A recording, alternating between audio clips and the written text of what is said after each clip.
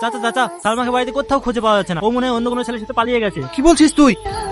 শুনলি তা কি বললো? যে বাপ এত কষ্ট করে মেয়ের বিয়ে দিছে, লাখ লাখ টাকার জিনিস কিনছে, আজ দেখ সেই মেয়ে বাপের মুখে চুনকালি মাখিতে চলে গেল। হ্যাঁ রে, এসব মেয়ে থাকা থেকে না থাকা অনেক ভালো। কি বলিস? চল। টনি, কি রে, কি হলো? গাড়িতে একটা মেয়ে।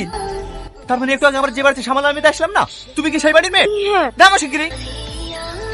তোমার লজ্জা লাগে না বিয়ের আসতে কই পালিয়ে আসতে? অসভ্য মেয়ে রে, এতক্ষণে মনে বাপ মা খোঁজাখুঁজি শুরু করে দিয়েছে। আর তো গাড়ি চড়ে পালিয়ে এসছে। এসব মেয়েদের জন্য না বাবা মার মান সম্মান ডুবে যায়। টনি, বাপের মেয়ে বাপের কাছে ফিরে দিয়ে আয়। না না, আমি বাড়ি যাবো না। আমি একজনকে ভালোবাসি, ওকে ছাড়া আমি বাঁচবো না। ওই জন্য আমি বাড়ি থেকে পালিয়ে এসেছি। যাকে ভালোবাসো তার সঙ্গে পালিয়ে যাবা? তুমি আমার গাড়ি থেকে উঠছো?